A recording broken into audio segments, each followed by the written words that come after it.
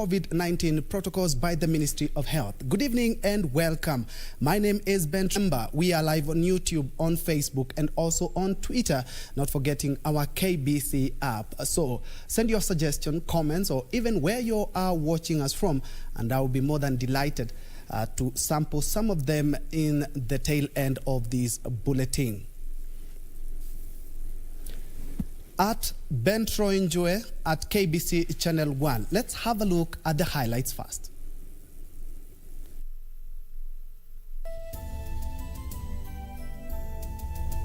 The BBI discourse gains momentum as governors table a raft of proposals before they can endorse the report. Death toll from COVID-19 in the country rising to alarming levels, with 24 patients losing the fight in a span of 24 hours. And bar operators along Thika Road decry inhumane treatment by police officers enforcing COVID-19 prevention guidelines.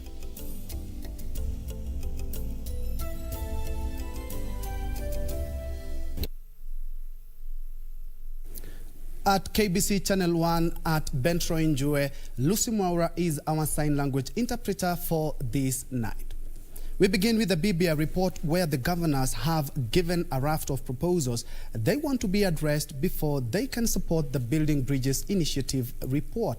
Among the proposals include giving Senate veto powers for all the bills, the reintroduction of deputy minister slots, and that the proposal that women be automatic deputies for the male governors to be removed.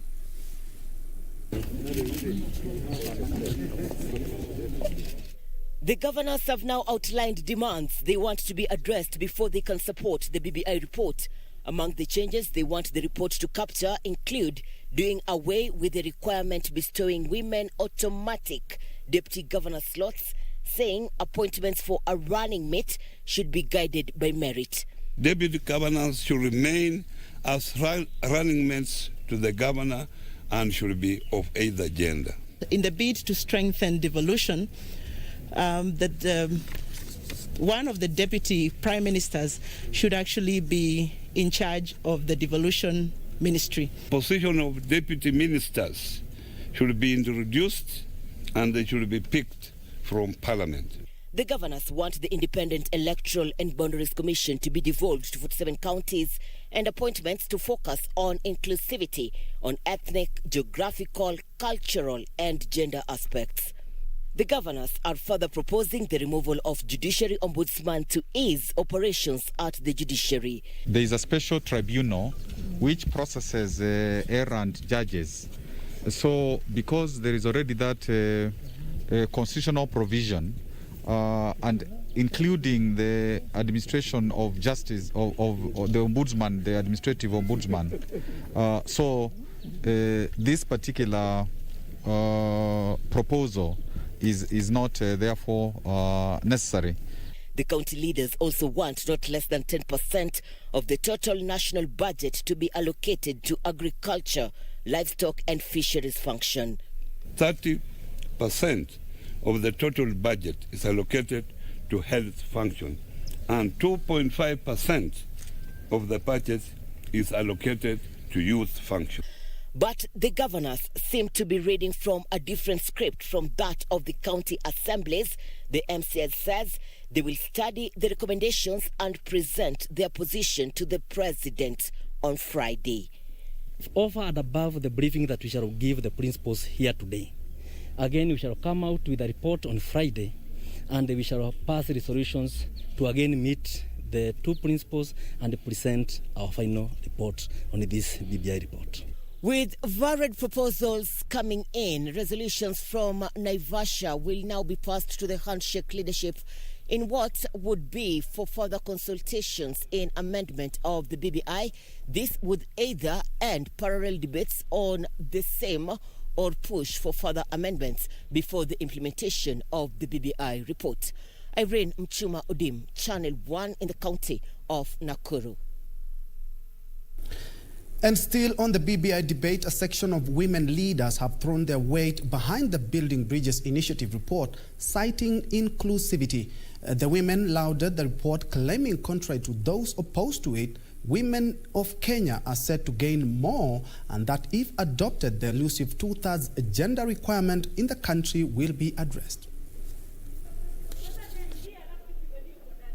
A group of women leaders have now come out to defend the BBI report, terming it progressive and aimed at emancipating the Kenyan woman from political marginalization. So PWDs, wherever you are countrywide, just know that your issues have been captured by the party leader. Chariot, Honorable Sabina Order, thank you. We want to unpack the hot potato, and I am... For 15 pastoralist counties sitting in the Senate, having an equal voting right as their counterpart, that's a big gain for us. We have identified a lot of gains for women in the political space, women in the political arena. The women leaders cautioning their male counterparts who are now calling for the amendments, terming enemies of progressive thinking. The opposite gender rule at the county level is a matter that was in the first BBI report, second BBI report, and therefore we will not accept as women for governors to oppose it or have it removed. It is also our irreducible minimum. Finally, tumepatiwa ruhusa ya kutengeneza a special fund ambayo inaitwa Restorative Justice Fund ambayo itakuwa 10 billion shillings. The women leader spoke at an event when nominated Senator Gertrude Musuruve was awarded by Mzalendo Civil Society Group with the Shujaa People Award for 2019 for her exemplary legislation on issues affecting the education sector. I'm really truly humbled that the works I've been doing in the Senate in terms of legislation, in terms of championing on contemporary issues in the society was actually seen by Zalendo and the... Meanwhile, section of Kirinyaga county leaders have demanded transparency in a manner which BBI civic education is carried, adding that elected leaders should be fully involved as representatives of the people. Tungetaka kuwasihi wale ambao wanaelewa amani na maendeleo ni kitu gani waweze kuunga mkono BBI ili tuweze kukaa pamoja, ili tuweze kuwa na amani sio tu leo. And everybody must be given by opportunity to contribute. Lazima tupatiwe nafasi. This as the Kenya Veterinary Paraprofessionals Association KVPA regretted that its views were ignored in the report. The government of Kenya stopped employing our vets. They are still self-employed outside there, and there are so many. The government stopped employing them. So we were requesting for a vet transformation. The commission that is strictly will be dealing with our issues. Suleiman Yeri, Channel 1 News. Now, the rising number of deaths related to COVID-19 in the country is alarming after Kenya recorded 24 deaths in a span of 24 hours. The 24 deaths were reported as the country confirmed 1,344 new cases from 7,162 samples tested over a similar period. In a span of 8 months since the outbreak of the highly infectious coronavirus disease in the country, Tuesday set a new record in the number of fatalities, with 24 patients succumbing to the virus in the last 24 hours. So far, the country has lost 1,154 people to the virus. In the same period, 1,344 new cases were confirmed from a sample size of 7,162. Total confirmed cases now stand at 64,588. Nairobi still leads after recording 322 new cases, followed by Kiambu at 221. Also among the top 5 include Mombasa at 133, Laikipia 72 and Uasin Gishu 66. 436 patients have recovered from the disease, 297 from home-based care program, and 139 discharged from various hospitals, and a total of 43,095 people have now recovered. Currently, 1,266 patients are still admitted at various health facilities across the country, with 58 patients at the intensive care unit and 16 at high dependency unit. According to the statement from the Ministry of Health, there are 2,118 health workers who have tested positive for the virus and include 1,074 males and 1,034 females. The country has also lost 22 healthcare workers since the pandemic struck the country. Kamche Menza for Channel 1 News. President Uhuru Kenyatta has challenged public servants to focus on serving wananchi and avoid creating unnecessary bottlenecks that hinder the economic progress of Kenyans. Speaking while commissioning the Kenya Railway Transit Shed and Container Freight Station in Nairobi, the head of state said this is not the time for politicking, calling on leaders to stop incitement and instead create solutions to problems facing Kenyans.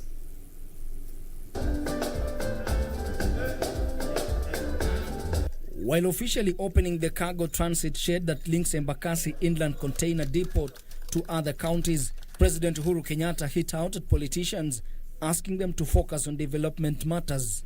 Hatutaki tuwe na vita kila siku ambaye inakuwa politicized for nothing, vita ambaye haina mbele ama haina nyuma. Tutafute njia ambao wa Kenya wataweza kufanya biashara zao kwa njia rahisi bila kusumbuliwa. The president said the government is continuously reviewing its processes to ensure all Kenyans are served fairly and equally, warning government officials from engaging in malpractice. As government, we are supposed to be facilitators to enable our people to carry out their businesses and their day-to-day life and make their life easier, not to complicate their lives, because this was not a big issue to do. It took us a very short time and we have done it. It is just a question of somebody taking up a problem and finding a solution to the problem instead of saying fanya hivi ndio mtu apate njia yake ya kupata pesa zake ndogo ndogo hapo. The president, while unveiling commuter rail service across 10 stations in Nairobi at the Nairobi Central Railway Station, said the government is focused on addressing transport challenges in urban areas. Mimi sina mashindano na mtu yeyote. Mimi naambia wote njooni tuungane, tujenge Nairobi, njooni tuungane, tujenge Kenya yetu, tuboreshe maisha ya wananchi wetu kwa sababu hiyo ndio jukumu wa Kenya walitupatia. The head of state said the government's investment in the integrated mass transit is informed by the various transport challenges in urban areas, and that the Nairobi Central Railway Station will serve as enough center of operations connecting to 10 stations in satellite towns, including the high-density residential areas of Ruiru, Mwiki, Embakasi Village, Athi River, Kikuyu, Kahawa, Githurai, Dandora, Pipeline, and Donholm. Ben Chumba, reporting for Channel 1 News. And at about 12 minutes past the hour, you're taking our first quick break. But when you come back, more news.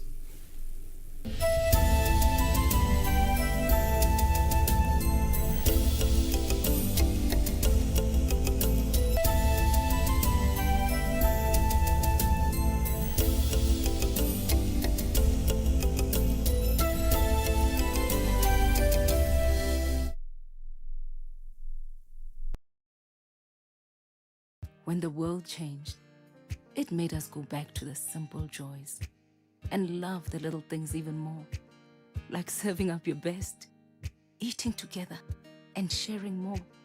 Now, we'll take nothing for granted and always remember to taste the simple joys.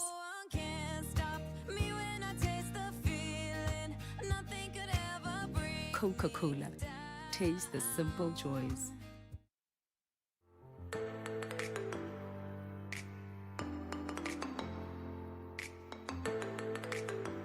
Hizi jezi za Betika zinasaidia. Kitu ya kwanza, mavijana ama timu zote zile ziko za area, unapata ile time nyingine walikuwa na training bila jezi, unapata msao anakuja wanatoa zile ngome za home, lakini for now watapata nguo za kutrain. Alafu afterwards unapata hata timu tofauti zikipatana, juu nimeona kuna za yellow na kuna za red. Hizo ni timu mbili tofauti. Betika so far iko sawa, imekuwa ikiprovidea kutoka zile timu za Premier hadi hizi ziko chini, imekuwa ikiziangalia kila timu, haichagui na iendelee tu hivyo.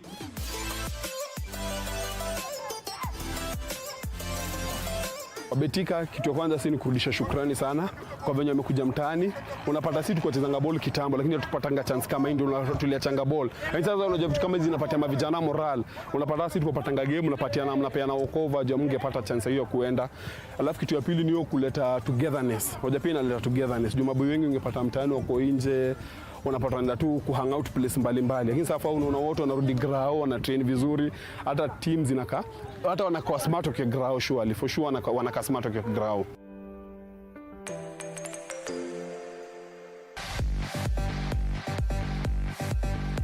The road to the 2021 Africa Cup of Nations brings us home to another exciting qualifier where Harambee Stars host the Colasantes of Comoros Wednesday, the 11th of November at Kasarani. And that goal! And it is a goal! Coming on exactly 34 minutes, Johanna Omolo. Watch it live and exclusive on KBC Channel 1 at 7 p.m. as we continue to showcase Africa's best on your true sports partner. This weekend on KBC Channel 1. Wow! Congratulations, Atito. You know, I've always wanted to put on nanga, put on makeup. You know, things like those. Very good thing. Atito, my friend. I thought you'll never find love after that, Joanne. Please leave Jaber out of this. Okay, now I get this. You are married and you still have unresolved issues. Julia, leave me alone, okay? Laugh if you must. Laugh, eh? Ato kitaka kupiga duru, piga. Just don't let me see a fool in front of me. Nyanju, who said I'm laughing? Okay, you people are so unfair. Why does everybody think that I do not care what happened to you guys? Guess who the celebrity is? Atito. Not yet, teacher. Classmates, every Saturday on KBC.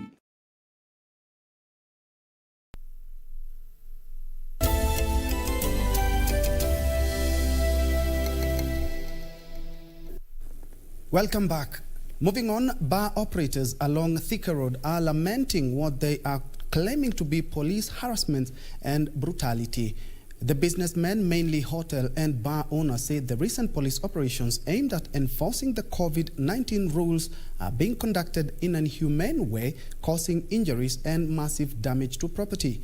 Worst of all, they say security agents have been enforcing the law way too early before the curfew hours. Footage captured on CCTV revealed how armed men in uniform attacked social places, causing havoc as early as 8:30 p.m. Marungu, this was the major hapa juu, and huku ni kwenye nilikuwa najishikilia nikitoka after kugoroza na moyo hapo chini. Kelvin Mutere, an employee at Quiver, one of the social joints along Thika Superhighway, is a man in pain. The injuries on his body are a reminder of a heinous act meted on him last Saturday by people he claims to be police officers. I was clearing people, but okay. So the moment waliingia wakachapatia gas. Na wakichapatia gas walikuja kawa napiga everybody mwenye alikuwa kwa njia. So me being on the gate entrance, mimi sijua walikuja na hasira. So kuruka hiyo fence, there's another fence, ka grill on the gate. So kuruka hapo ndio tukakutana nao hapo nje. So Marungu, this was the major. Kelvin, who was manning the entrance at the time, is one among many who allegedly faced the wrath of police officers who were enforcing the COVID-19 protocols on Saturday night. But it is the manner the operation was undertaken that has baffled bar owners and revelers alike. CCTV footage obtained on different clubs, among them Quiver Bar and Lounge, Jumbo Grill, Milele and Switch along Thika Road, showed how the operation was conducted. For instance, around 8:35 p.m., police stormed in one of the clubs and descended on unsuspecting revelers. At 9 p.m. in a different club, the men in uniform are again spotted flashing out revelers and later destroying property inside the joint. What disturbs them is how the operation was undertaken, yet they have met all the regulations set out by the Ministry of Health to reopen their businesses. So Saturday, walikuja Milele kweli ya maskari na walistorm design yenye sijawahi sikia ati wali announce hivyo. Walivunja kila kitu yenye walikuwa wanapatana nayo. Niko na mapicha, niko na videos. Hakuna chupa walipata kwa meza waliwacha. Mpaka fridge 2 zangu zilirushwa chini. Tumepata hasara kubwa. Uvamizi kama huo uliofanywa na polisi on Saturday usiku na kuleta hasara ambaye haikuwa inakuwa expected. Tunashindwa law enforcement officers kama hiyo ndio ile kazi watafanya. Tutafanya namna gani? Ni kwa sababu walihimiza watu, kuna wale wako hospitali wakati huu, kuna wale walikuwa choked wakazirai. They say the destruction of property is uncalled for, considering the loss incurred by most establishments since the outbreak of COVID-19 in the country. Their efforts to lodge complaints at the nearby Kasarani police station were, however, fruitless, as authorities allegedly distanced themselves from the said operation. Kamchemenza for Channel 1 News. Away from that, the Kenya Film Commission has selected the letter produced by Christopher King and Maya Leko to represent the country in the foreign language category of the 2021 Oscars. The film tells the story of a young man, Carissa, who travels to his grandmother's rural home where he learns she has been accused of witchcraft. Take a look.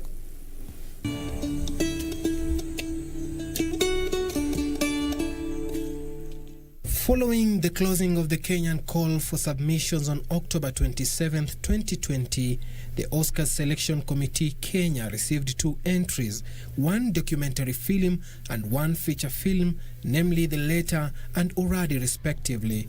Honestly, a huge step, and a film like Uradi, I think this is a step for producers out there to now go out and bring lots of films, and a lot of people are now filming, and I'm sure in the coming years we'll get a lot of submissions coming in, because I believe as a committee we want to encourage people to do this.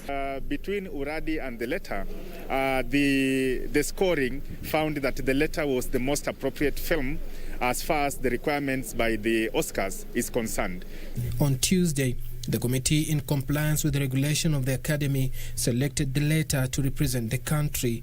So this is a very important component that will be able to help the country achieve all this, branding the country, attracting tourists here, also creating employment opportunities for our young people, and also telling our own stories for posterity. The film revolves around a man, Carissa, and his grandmother.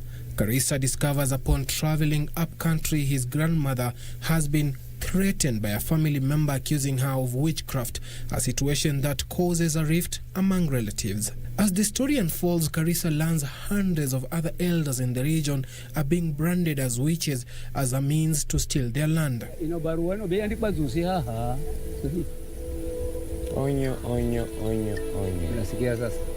The Letter has been screened in various festivals worldwide, receiving a special jury mention at the Docs Barcelona Panorama competition in May 2020 and a nomination at the One World Media Awards in April 2020. The nominees for the awards will be announced on February 9th, 2021, ahead of the 93rd Academy Awards ceremony scheduled for April 25th, 2021 at the Dolby Theatre in Hollywood, Los Angeles, California, USA. Suleiman Yeri, Channel 1 News.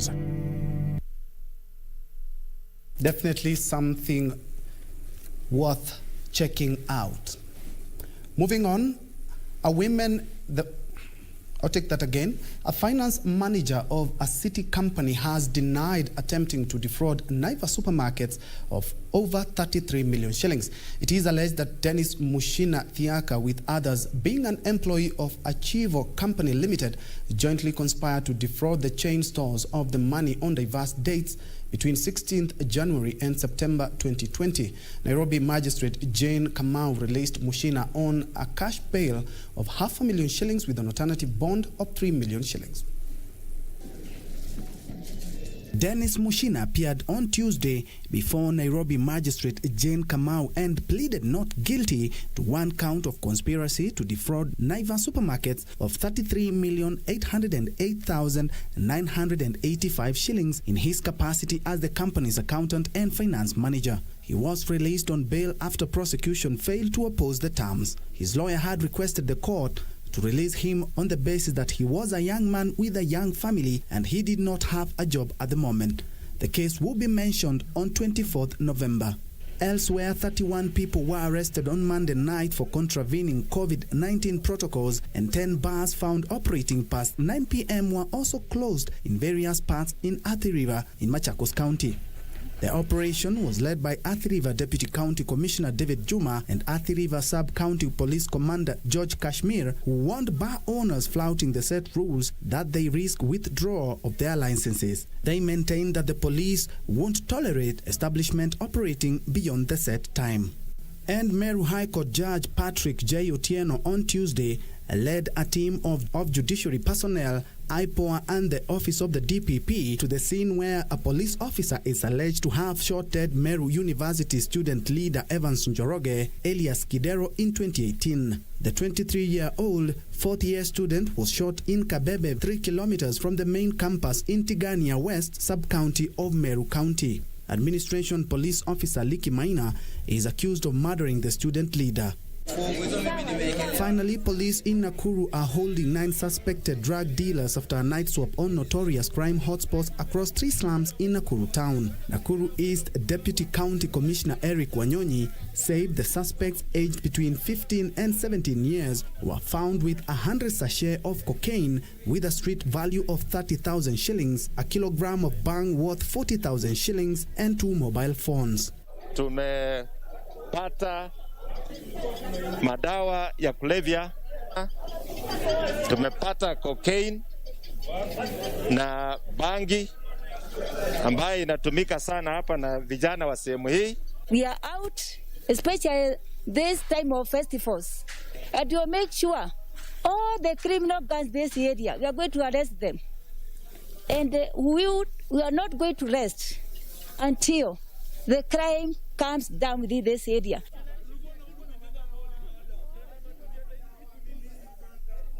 Elsewhere, a women and girls' rights group in Isiolo County is raising the red flag over an upsurge of sexual and gender-based violence cases in the region during the COVID-19 pandemic period.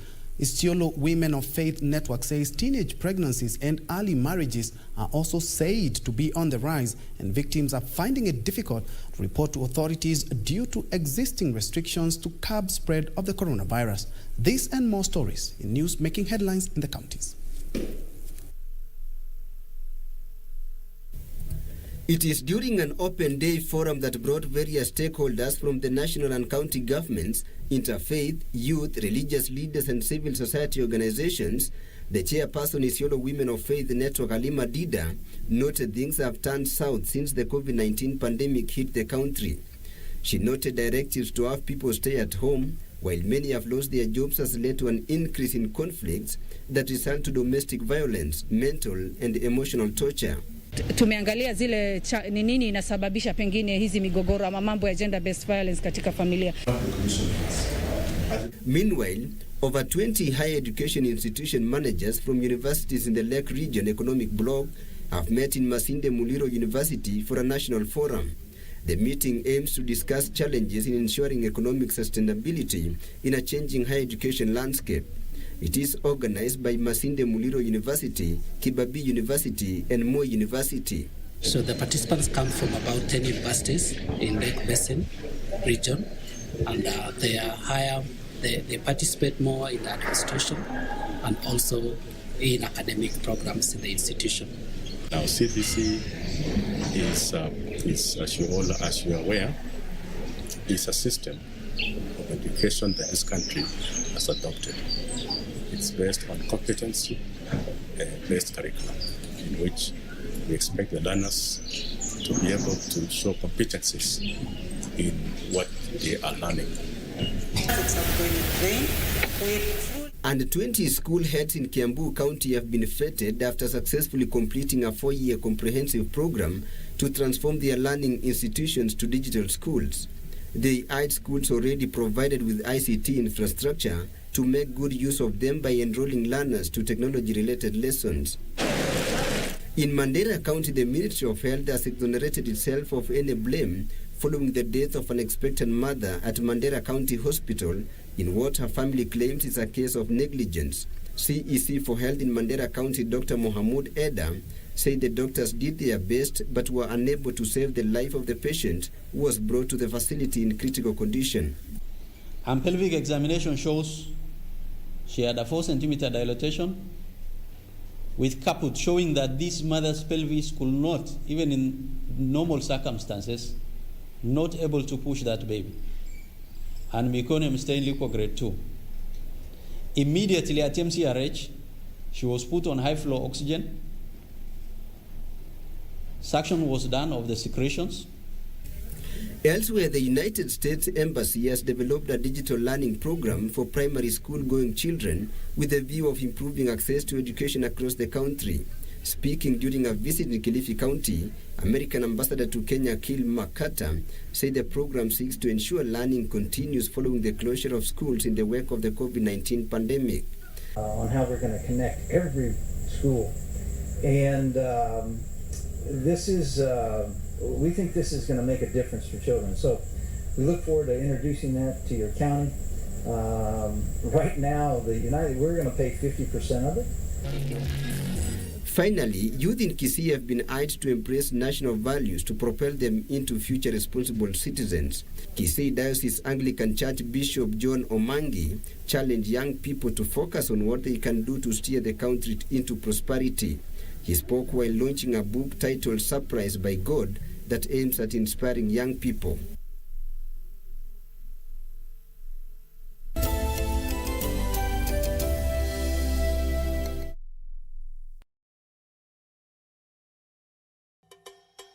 Two lionesses struggle to cohabit.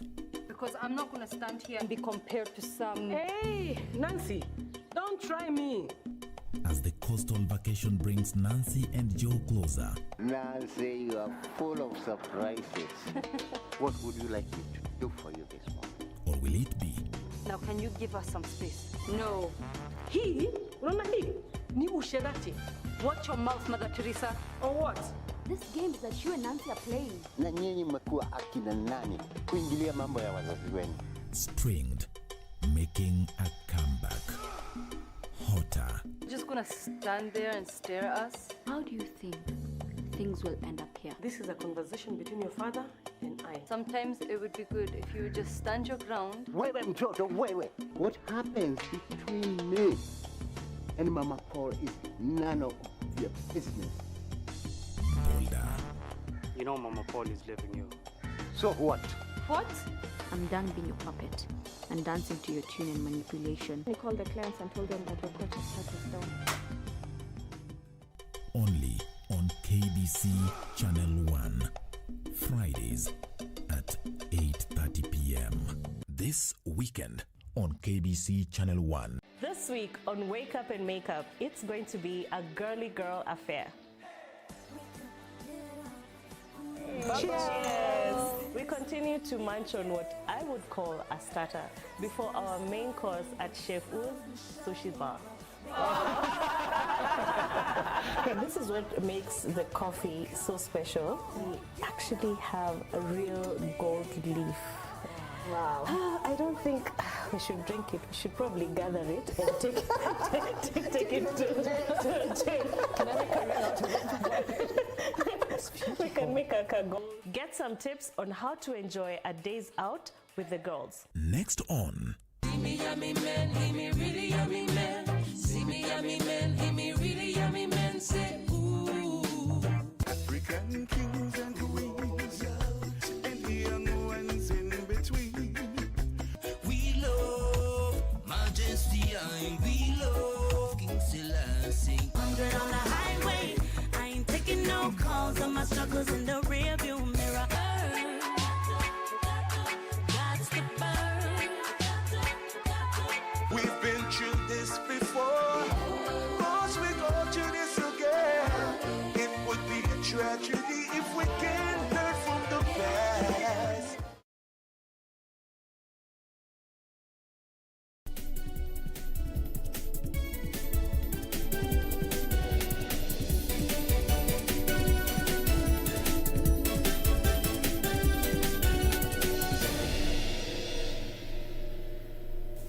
Let's do business now.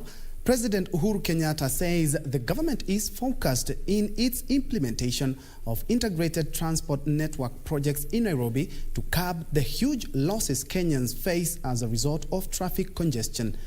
President Kenyatta said the estimated value of time lost to travel in Nairobi is between 80 million shillings and 400 million shillings per month, with congestion costing the country about 50 million shillings daily.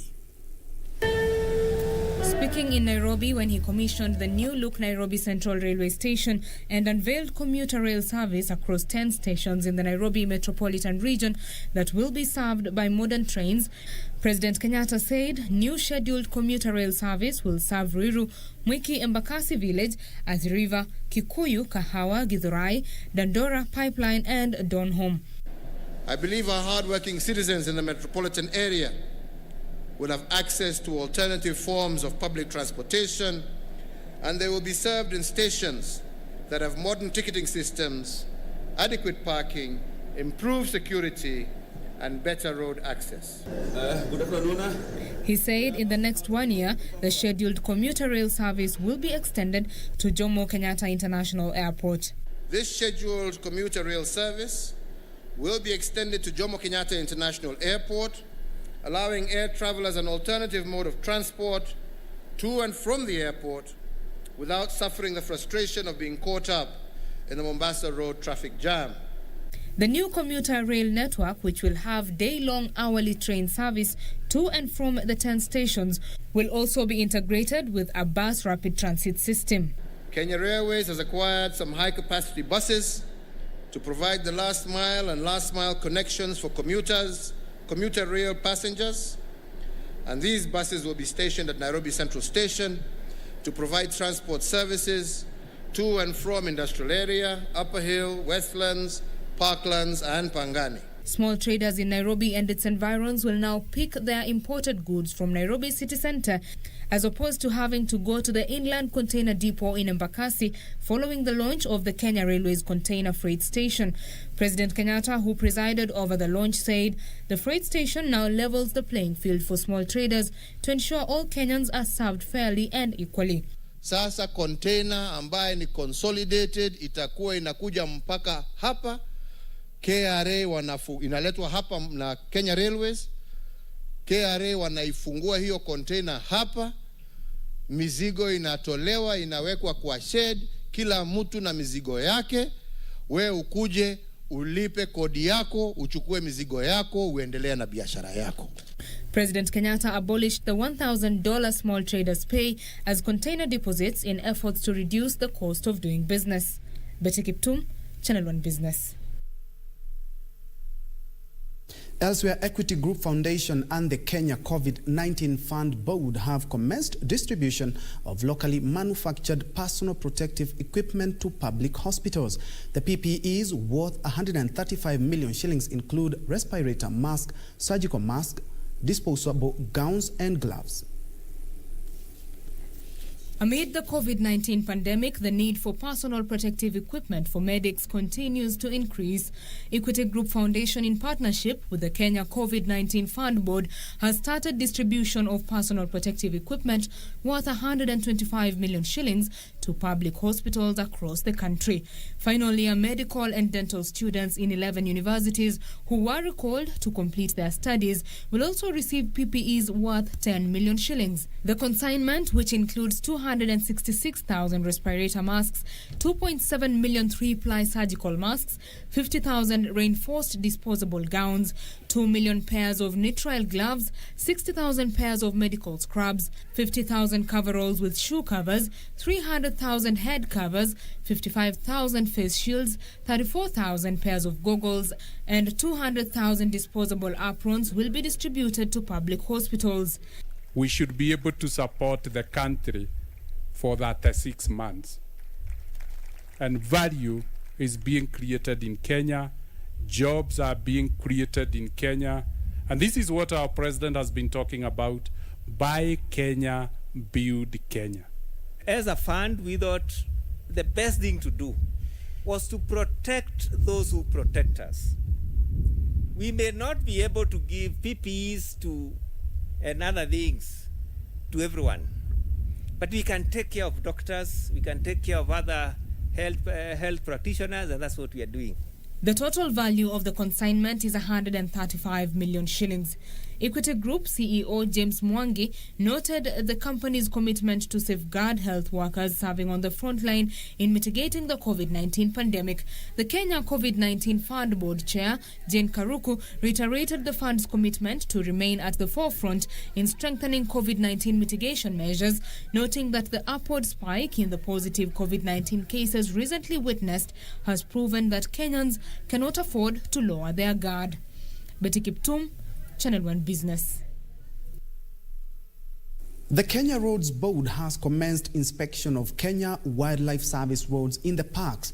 Kenya Roads Board Acting Executive Director Rashid Mohammed said that the authority has managed to tarmac over 2,310 kilometers in the parks. Details of this and other stories in our corporate briefs. The Kenya Roads Board has commenced inspection of Kenya Wildlife Services roads in the parks. The Kenya Road Board plans to tour the roads in at least 4 Kenya Wildlife Services managed parks, which are Savo East, Savo West, Amboseli, and Nairobi National Park. The Kenya Wildlife Services manages approximately 4,583 kilometers of roads in various national parks and reserves. About 2,500 kilometers comprises of the classified network, which is maintained from fuel levy fund, while the balance is maintained and developed through other funds. We're going to go to Amboseli to really look at the roads and do our assessment on how the funds have been deployed and used, and we're also going to spend that time to also talk to road users, to operators that we will find on the way to just gauge the experience. Meanwhile, the Kenya Bureau of Standards has launched a welder's certification scheme aimed at equipping individuals with competency in welding based on national and international standards. The scheme offers a 3-year renewable global certification to applicable national and international standards. There is a great opportunity for our welders in this country, in automotive industry, in shipbuilding, in construction industry. We have realized that the only way we can improve the welding that is undertaken in this country is to have a certification scheme that is now going to help KEBS to monitor the level of compliance. Finally, counterfeit goods worth 100 million shillings have been destroyed in Mombasa by a multi-agency team in efforts to fight illicit trade. Anti-Counterfeit Authority Chairperson Flora Mutahi says electrical goods account for a bigger percentage of counterfeit in Kenya, with others being clothes, shoes, stationery and construction material.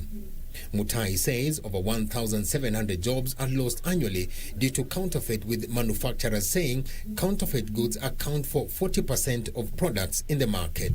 Majority of counterfeit goods are imported. 70% of the goods we find counterfeited come from outside. So what now, as the country, we've been doing is strengthening our border posts.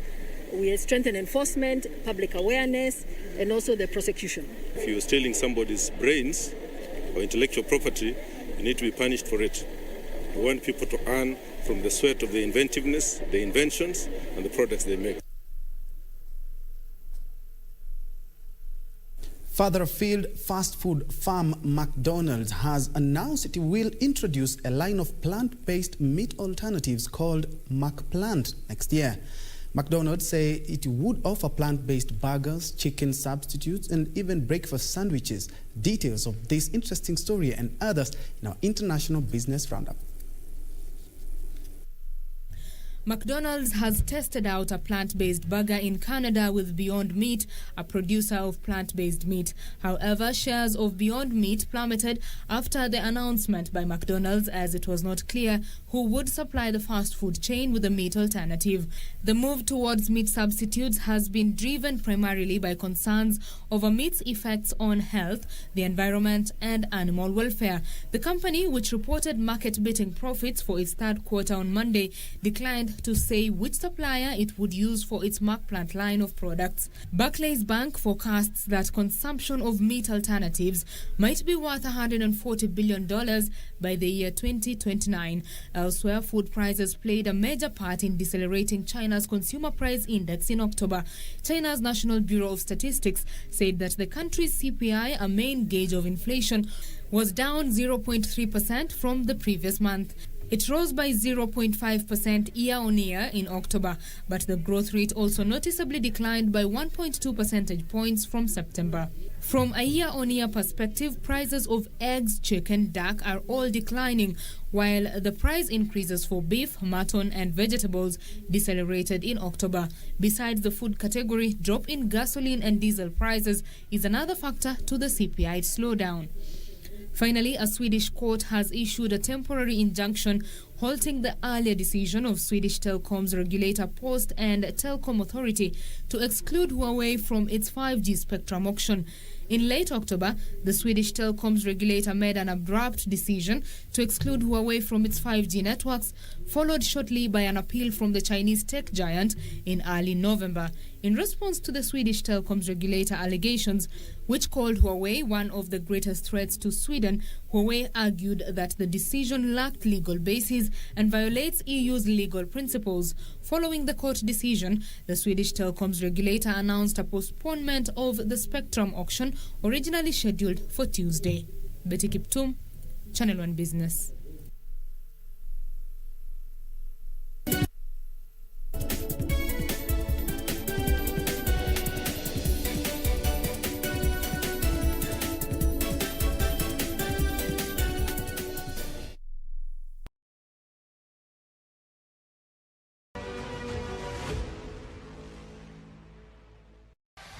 The road to the 2021 Africa Cup of Nations brings us home to another exciting qualifier where Harambee Stars host the Colasantes of Comoros on Wednesday, the 11th of November at Kasarani. Watch it live and exclusive on KBC Channel 1 at 7 p.m. as we continue to showcase Africa's best on your true sports partner. Betika proudly brings you Kenya vs Comoros AFCON qualifier live on KBC Channel 1.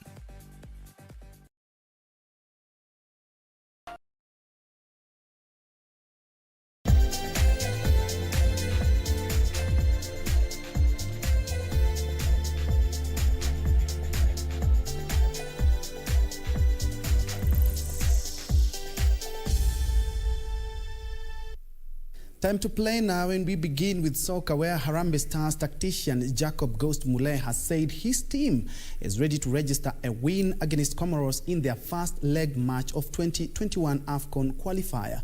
The match will be played tomorrow at Kasarani Stadium starting 7 p.m. East African time and will be relayed live right here on KBC Channel 1. Harambee Stars held their last training session ahead of tomorrow's match encounter against Comoros. However, the Zambian trio comprising of Ian Otieno, John Makwata and David Owino did not attend the session after their flight delayed. Coach Jacob Ghost Mulee has expressed optimism and confidence in his school's capability to attain a positive result. There's a mission ahead. We knew this fixture before. It's just that we know the situation about COVID where everything has changed. It's the new norm that we have to live with. However, looking at the days that we've had a full house training, it doesn't look that bad. You know, Mandela is back, Victor is around, Joash is there, Arnold Origi is back in the team. We have no injury cause. I am praying that we don't have any, and therefore the coach will have, except Michael Olunga. I think everybody else is upbeat and ready, and I think I'm happy, and I want to get them there, cross the line and try to get the Cup of Nations again, back to back. Like any other fan, I would love to see this country or the national team of Kenya do well, not only qualify and participate, but compete at the Africa Cup of Nations, at the World Cup. Harambee Stars will be hoping to register their first win in this round of qualifiers after settling for 1-1 draw in the first two opening matches.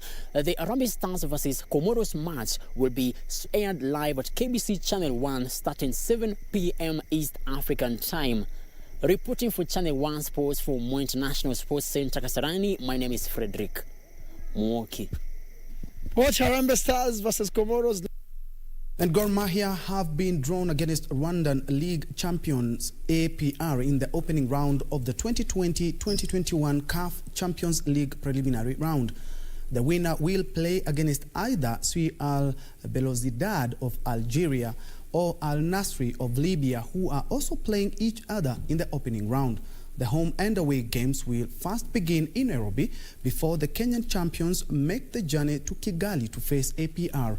The first leg matches for the African contest are slated for 27th to 29th this month, while the second leg matches are set to be held between the 4th and the 6th of next month.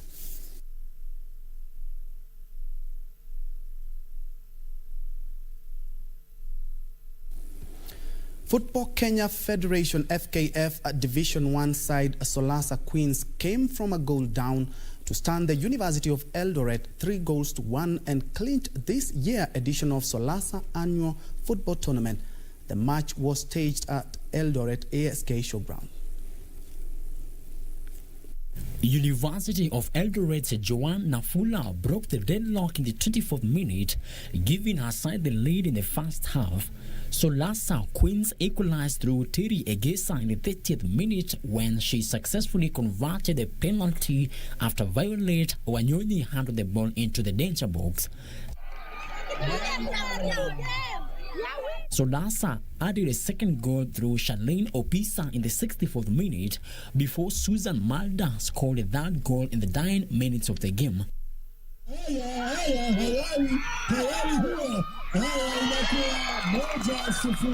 Tournament was about kicking out Corona out of Uasin Gishu County, and we are telling people to take responsibility of their own health. So the theme of this tournament was My Health, My Responsibility. We are emphasizing on people taking responsibility of their health. Tulikuwa tumejipanga, tulitrain hard kwa kusema kwa inabidi tushinde kwa sababu sisi wenyewe ndio wenye hii tumetengeneza tournament. Sasa tungekubali kikombe itoke hapa iende. Sasa ilibidi to fight. The game was good, the tournament was okay. Throughout the game situation, throughout the tournament, as UOE Queens, we expected a win throughout, but you know, football has its own, there must be a winner and a loser.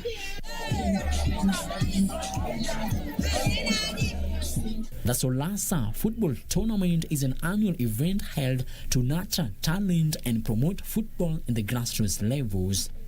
Frederick Mwoki for Channel 1 Sports.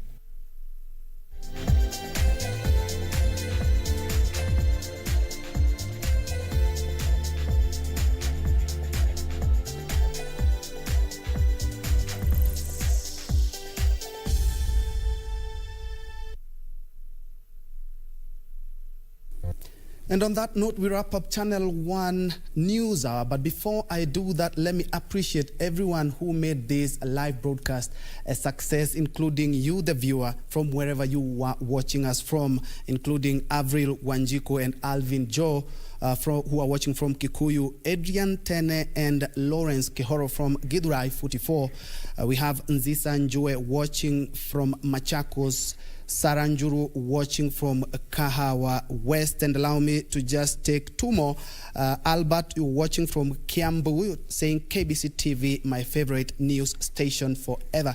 And George Malamba from Dogoto. Let's talk about, I love KBC because of its news, and also Ramon and Ashoka, some of our very interesting program. And before I leave, I will leave in the very capable hands of Irene Chuma Odim. Irene, yes, I saw you today during News Check. We were talking with you.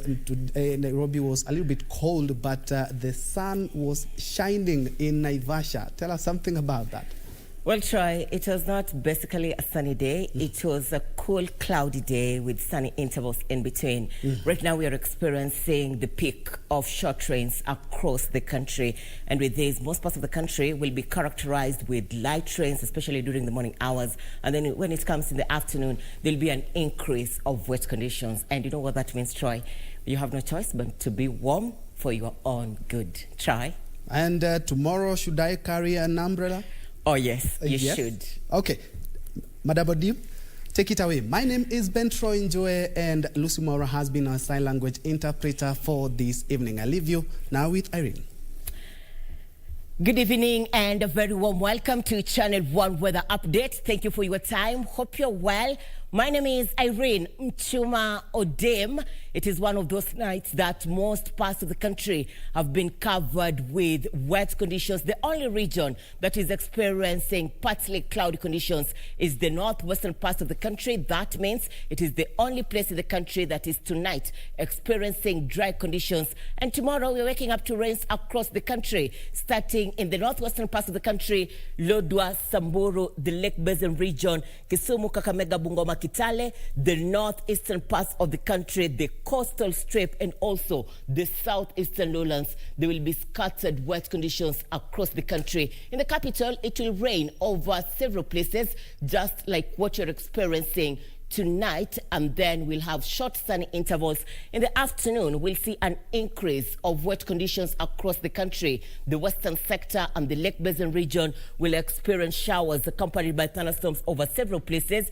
Mandera, Marsabit, Garissa will experience showers during the afternoon hours. The coastal strip will mainly be sunny, but there will be scattered wet conditions over a few places.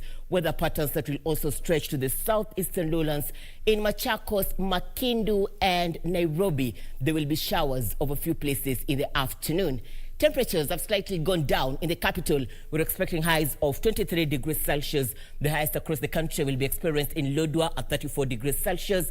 Mandera will experience highs of 31 degrees Celsius. And for you in Mombasa, be prepared for highs of 29 degrees Celsius. Up next is the international forecast. Do have a good night, and remember to be warm for your own good.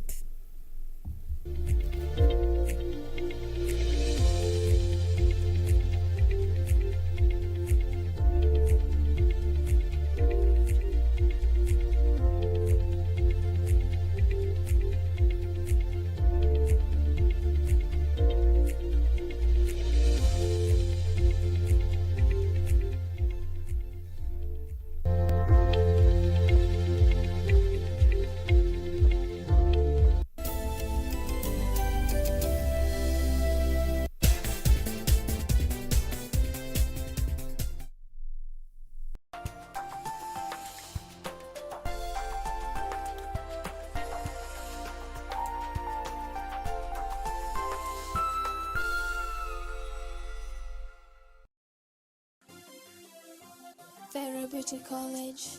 Vera Beauty and Fashion College, with branches in Nairobi, Eldoret, Thika, and Meru. Did you know that we are a TVET approved institution? We offer courses in fashion design,